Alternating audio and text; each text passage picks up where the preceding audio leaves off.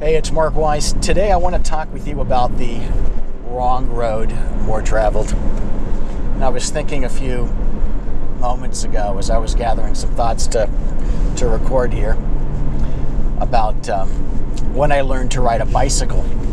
There was an alley behind my house when I was, I don't know, maybe 6 years old or so. I don't know exactly. Maybe younger.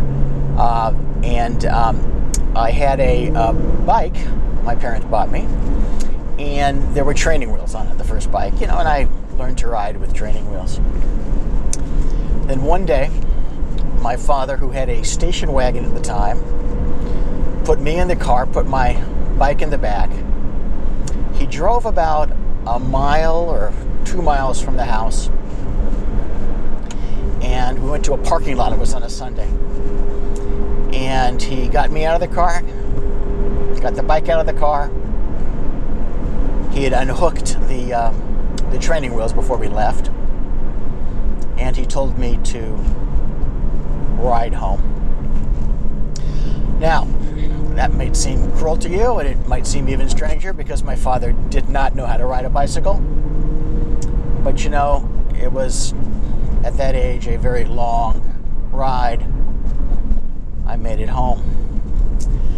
Now, the street that I started at was one of the largest streets in Los Angeles, called Sepulveda. I don't know how many miles it goes from the very north end of the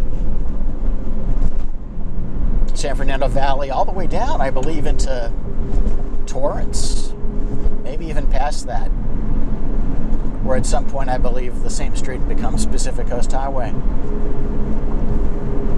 So I was thinking about very long roads. And that's an analogy, the long road that we're all on in many ways. Not to wax too philosophical, that wasn't my idea this morning, but just thinking about the long road of a deal. Some deals come together very quickly, other deals almost glacially. But sometimes along the way, the deal doesn't look too good.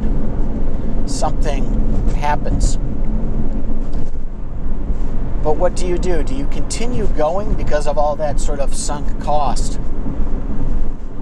I don't think you should. Instead, you should follow the proverb, no matter how far down the wrong road you've come,